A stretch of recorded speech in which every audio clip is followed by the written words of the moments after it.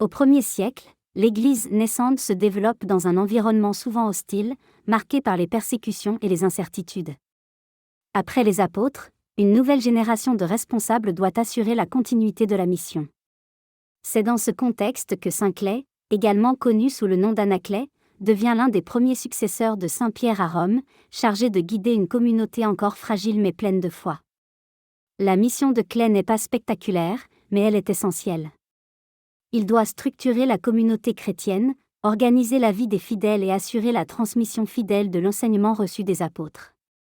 Dans un monde où tout est encore à construire, chaque décision a une importance durable.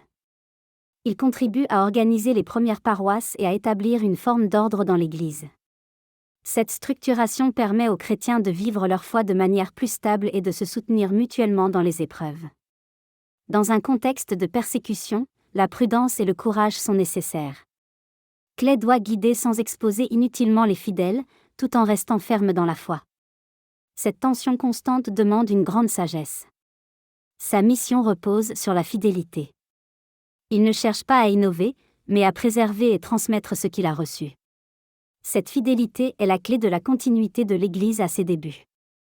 Bien que peu de détails soient connus sur sa vie, son rôle est reconnu comme fondamental. Il fait partie de cette chaîne ininterrompue de transmission qui relie directement l'Église actuelle à ses origines apostoliques. Selon la tradition, il meurt en martyr, fidèle jusqu'au bout à la mission qui lui a été confiée. Son témoignage s'inscrit dans la continuité de ceux qui ont donné leur vie pour la foi. Son héritage est discret mais profond. Sans figure comme lui, l'Église n'aurait pas pu se structurer et grandir dans ses premières années. Il nous rappelle que les missions les plus importantes ne sont pas toujours visibles. Elles se vivent souvent dans la fidélité quotidienne et le service humble. Dans un monde qui valorise le spectaculaire, son exemple montre la force des actions silencieuses mais constantes. Son témoignage nous invite à rester fidèles, même lorsque notre rôle semble petit ou caché.